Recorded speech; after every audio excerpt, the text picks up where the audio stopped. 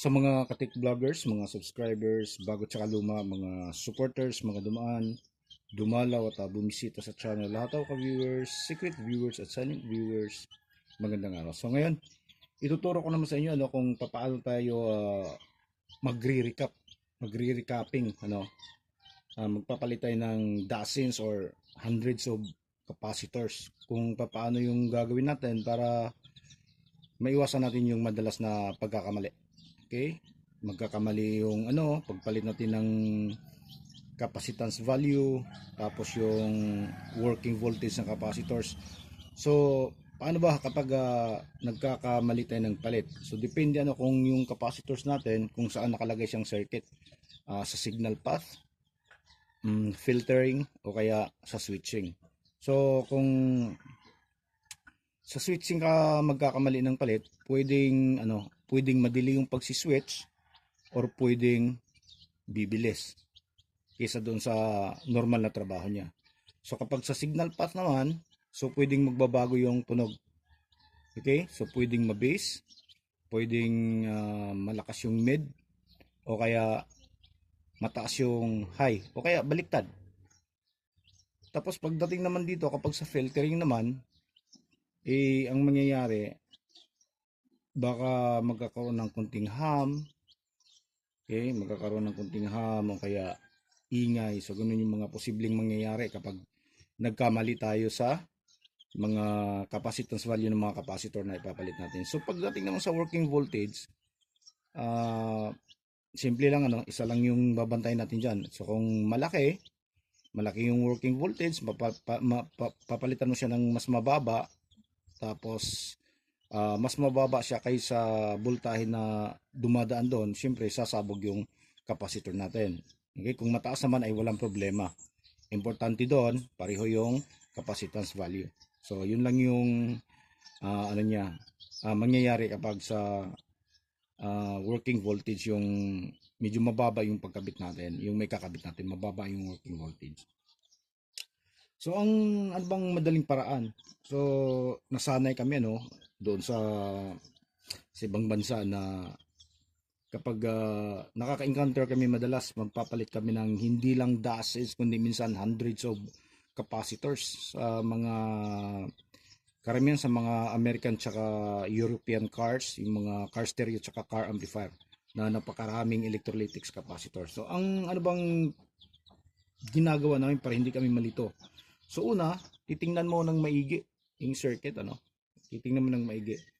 Titingnan mo dito sa circuit niya kung ano ba yung mas pinakamaraming numero ng capacitor, capacitance value, tsaka working voltage. Ano ba yung mas pinakamarami dito sa circuit? Yun ang unahin mong bubunutin para hindi ka malilito.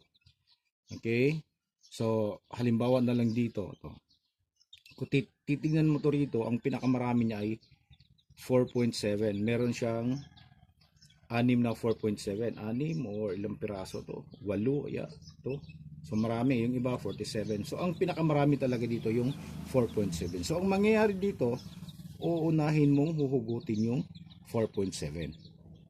Okay? Uunahin mo siyang huhugutin, tapos papalitan. Saka ka magbubunot doon naman sa sumunod na pinakamarami. Ganun yun. So katulad na lang dito, ito, ayan siya. 4.7 yan 4.7. So dito naman 4.7 din, pero 25 volts siya. Ito dito, 25 volts. Ito 50. So walang problema kung meron kang 50, papalitan mo na lang ng 50 yan. So walang problema yan. Okay? Tataasan mo siya ng voltahe. Ayan. Pero kung marunong ka din, pag titingnan mo to ng maigi kung ano ba trabaho nito dito. Halimbawa kung sa signal path siya, signal path 4.7, wala namang problema kahit papalitan mo siya ng 16 volts. Okay? Depende kung, sinasabi ko, depende kung saang circuit siya nakalagay. Ayan. Signal path or sa switching. Okay? Pero mas maganda pa rin yung i-follow mo talaga yung kung ano yung working voltage na nakalagay dito, mas maganda yung susundin natin kasi yun yung nakadesign sa circuit niya Okay? So ito halimbawa 4.7. So Sugutin natin to lahat.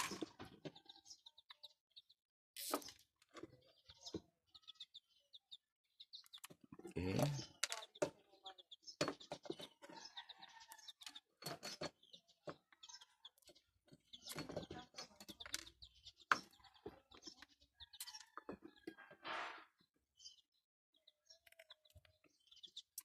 So itong mga circuit na nakikita natin sa isang integrated amplifier lang to.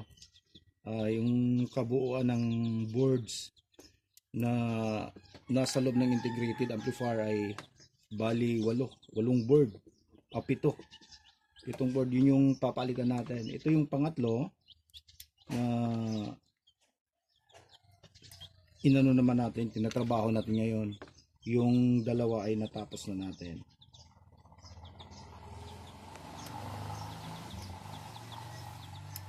Okay, bakit nga ba pinapalitan natin to? Kasi dami ng mga kinakalawang dito. Natapos nating mag-recapping doon sa Sakura at na-release na natin yon. So ito naman yung sinunod natin. Although ang complaint lang naman nito kasi namamatay lang sa bass. Nakaraang video pinakitaan natin to. Namamatay lang siya kapag malakas yung bass. So napalitan natin ng filter yan. Okay na yan, gumagana na ng normal. Kaso meron tayong nakikitang ibang mga mga capacitors na kinakalawang na. So mahirap kasi kapag bumakjab ulit ito kasi napakaraming babaklasin. Kaya yung sinabi natin sa may-ari, isahin na lang natin yung trabaho. Okay, so ayan, natanggal na natin. So saka tayo magpapalit. Okay, kapag napalitan na natin yan, susunod na hugutin naman natin yung sumunod na mas marami-rami na kapareho yung capacitance value at working voltage. Katulad dito ito napapalitan na natin to yan, yan, kita nyo. Okay, kung ilang piraso yung pinalitan natin dyan. Ito tapos na to, tapos ito tapos na rin, ayan yan. So ang susunod na tatrabahuin ko ito at meron pang 4 na board sa ilalim. Ito pa yung susunod ko. So medyo matagal-tagal na bakbakan to. Ayan, so sana may natutunan kayo dito sa video natin ngayong araw na to at sana makakatulong to lalo na sa mga baguhan kung paano yung mabilis na paraan ng pagpapalit ng maraming capacitors na hindi sila magkakapareho ng value at maiwasan nating malito at magkamali. Okay, so hanggang dito na lang siguro tayo. So maraming salamat. God bless at bye bye.